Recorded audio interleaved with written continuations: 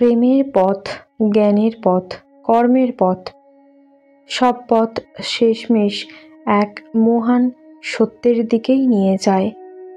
ঠাকুর শ্রীরামকৃষ্ণ বলতেন, যত মত তত পথ, সব পথ দিয়েই তাকে পাওয়া যায়। আজ আমরা জানব কিভাবে বিভিন্ন ধর্ম, বিশ্বাস ও সাধনার পথ মিলিত হয় এক পরমের কাছে। ঠাকুর শ্রীরামকৃষ্ণ বলেছিলেন, ভক্ত ঈশ্বর লাভের পর নির্লিপ্ত হয়। পাঁকাল মাছ যেমন পাঁকের ভিতরে থেকেও গায়ে পাঁক লাগতে দেয় না, তেমনি প্রকৃত ভক্ত সংসারের থেকেও পবিত্র থাকে।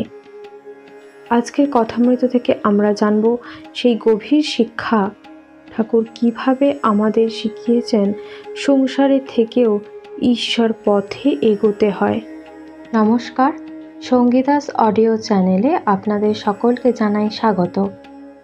আপনারা শুনছেন শ্রীম কথিত শ্রী শ্রী রামকৃষ্ণ কথামৃত পাঠ। আজ আমরা শুনব রামকৃষ্ণ কথামৃত থেকে দক্ষিণেশ্বর মন্দিরে কেশবচন্দ্র সেনের সহিত ঠাকুর শ্রীরামকৃষ্ণের কথোপকথন।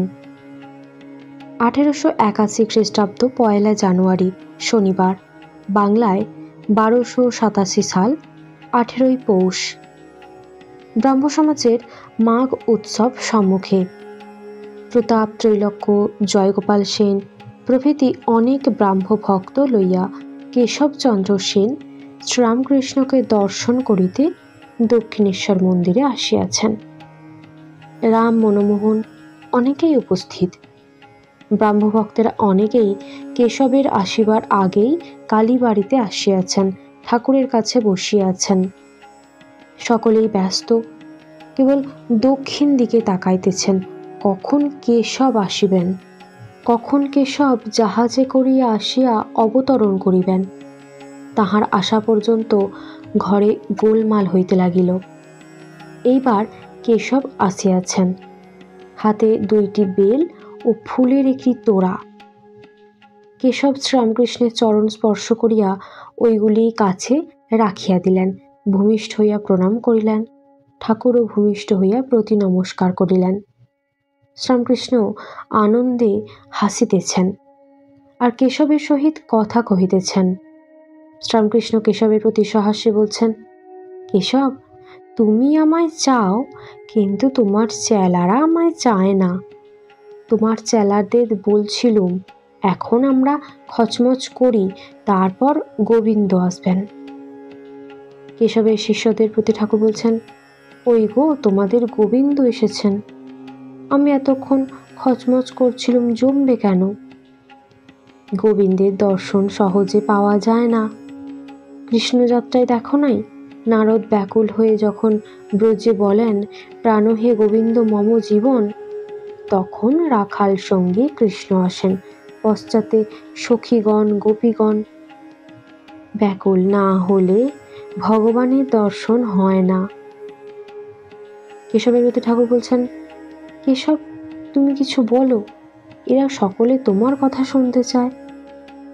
কেশব বিনীতভাবে সহাস্যে বলছেন, এখানে কথা কওয়া কামারের নিকট ছুঁচ বিক্রি করতে আসা। শ্রীরামকৃষ্ণ বলছেন, তবে কি জানো, ভক্তের স্বভাব গাঁজাখোরের স্বভাব। তুমি একবার গাঁজার কলকেটা নিয়ে টানলে, আমিও একবার টানলুম। বেলা 4টা বাজিয়াছে, কালীবাড়ির নহবতে বাজনা শোনা যাইতেছে। শ্রীরামকৃষ্ণ কেশব প্রভৃতির প্রতি বলছেন, দেখলে কেমন সুন্দর বাজনা, তবে কেবল একজন পো করছে, আর একজন নানা সুরের লহরী তুলে কত রাগ রাগিনীর আলাপ করছে। আমারও ওই ভাব। আমার 7 ফোঁকর থাকতে শুধু কেন পো করব, কেন শুধু সোহং সোহং করব? আমি 7 ফোঁকরে নানা রাগ রাগিনী বাজাবো। শুধু ব্রহ্ম ব্রহ্ম কেন করব? শান্ত, দাস্য, বাৎসল্য, সখ্য, মধুর সব ভাবে তাকে ডাকবো, আনন্দ করব, বিলাস করব।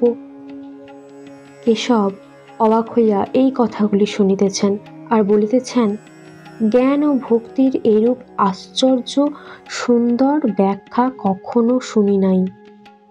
কেশব শ্রীরামকৃষ্ণের প্রতি বলছেন, আপনি কতদিন এরূপ গোপনে থাকবেন? ক্রমে এখানে লোকারণ্য হবে। শ্রীরামকৃষ্ণ বলছেন, ও তোমার কি কথা, আমি খাই দাই থাকি, তার নাম করি, লোক জড়ো করা করি আমি জানি না। কে জানে তোর গাই গুই, বীরভূমের বামুন মুই। হনুমান বলেছিল, আমি বার তিথি নক্ষত্র ওসব জানি না, কেবল এক রাম নাম চিন্তা করি। কেশব বলছেন, আচ্ছা আমি লোক জড়ো করব, কিন্তু আপনার এখানে সকলের আসতে হবে। শ্রীরামকৃষ্ণ বলছেন, আমি সকলের রেণু রেণু, যদি দয়া করে আসবেন আসবেন। কেশব বলছেন, আপনি যা বলেন, আপনার আশা বিফল হবে না। এদিকে সংকীর্তনের আয়োজন হইতেছে, অনেকগুলি ভক্ত যোগ দিয়াছেন। পঞ্চবটী হইতে সংকীর্তনের দল দক্ষিণ দিকে আসিতেছে। হৃদয় শিঙা বাজাইতেছেন, গোপীদাস খোল বাজাইতেছেন, আর দুইজনে করতালি বাজাইতেছেন। ঠাকুর শ্রীরামকৃষ্ণ গান ধরিলেন, সুখে থাকবি বৈকুণ্ঠে যাবি, ওরে মোক্ষ ফল সদা পাবি। শ্রীরামকৃষ্ণ সিংহ বিক্রমে নৃত্য করিয়াছেন, এইবার সমাধিস্থ হইলেন। সমাধি ভঙ্গের পর ঘরে উপবিষ্ট হইয়াছেন, কেশব প্রভৃতির সঙ্গে কথা কহিতেছেন। ঠাকুর বলছেন, সব পথ দিয়েই তাকে পাওয়া যায়, যেমন তোমরা কেউ গাড়ি, কেউ নৌকা, কেউ জাহাজে করে, কেউ পদব্রজে এসেছ। যার যাতে সুবিধা আর যার যা প্রকৃতি সেই অনুসারেই এসেছ। উদ্দেশ্য কিন্তু এক, কেউ আগে এসেছ, কেউ পরে এসেছ। কেশবের প্রতি ঠাকুর বলছেন, উপাধি যতই যাবে ততই তিনি কাছে হবেন। উঁচু ঢিবিতে বৃষ্টির জল জমে না, খাল জমিতে জমে, তেমনি তাঁর কৃপাবাড়ি যেখানে অহংকার সেখানে জমে না। তাঁর কাছে দিনহীন ভাবই ভালো। ঠাকুর বলছেন, খুব সাবধানে থাকতে হয়, এমনকি কাপড় চোপড়েও অহংকার হয়। পিলে রোগী দেখেছি, কালা পেরে কাপড় পরেছে, অমনি নিধুবাবুর টপ্পা গাইছে। কেউ বুট পরেছে, অমনি মুখে ইংরেজি কথা বেরোচ্ছে। সামান্য আধার হলে গেরুয়া পরলে অহংকার হয়, একটু ত্রুটি হলে ক্রোধ অভিমান হয়। ঠাকুর বলছেন, ব্যাকুল না হলে তাকে পাওয়া যায় না, তাকে দেখা যায় না। এই ব্যাকুলতা ভোগান্ত না হলে হয় না। যারা কামিনী কাঞ্চনের মধ্যে আছে, ভোগান্ত হয় নাই, তাদের ব্যাকুলতা আসে না। ওদেশে হৃদয়ের ছেলে সমস্ত দিন আমার কাছে থাকতো। 4-5 বছরের ছেলে আমার সামনে এটা ওটা খেলা করত, একরকম ভুলে থাকতো। যেই সন্ধ্যা হয় অমনি বলে, মা যাব। আমি কত বলতুম পায়রা দেবো, এই সব কথা সে ভুলতো না, কেঁদে কেঁদে বলতো, মা যাব। খেলা টেলা কিছুই ভালো লাগছে না। আমি তার অবস্থা দেখে কাঁদতাম। এই বালকের মতো ঈশ্বরের জন্য কান্না, এই যে ব্যাকুলতা, আর খেলা খাওয়া কিছুই ভালো লাগে না। ভোগান্তে এই ব্যাকুলতা ও তার জন্য কান্না। সকলে অবাক হইয়া নিঃশব্দে এই সকল কথা শুনিয়াছেন। সন্ধ্যা হইয়াছে, ফরাস আলো জ্বালিয়া দিয়া গেল। কেশব প্রভৃতি ব্রাহ্ম ভক্তগণ সকলে জলজপ করিয়া যাইবেন, খাবার আয়োজন হইতেছে। কেশব সহস্যে বলছেন, আজও কি মুড়ি? শ্রীরামকৃষ্ণ সহস্যে বলছেন, সেই তো জানি। পাতা পড়িল, প্রথমে মুড়ি, তারপর লুচি, তারপর তরকারি। সকলের খুব আনন্দ, হাসি।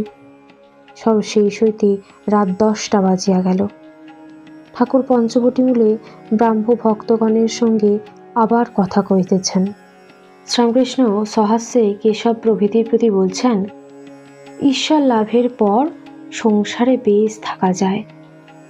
বুড়ি ছুঁয়ে তারপর খেলা করো না। লাভের পর ভক্ত নির্লিপ্ত হয়, যেমন পাঁকাল মাছ, পাঁকের ভিতরে থেকেও গায়ে পাঁক লাগিয়ে থাকে না। প্রায় 11টা বাজে।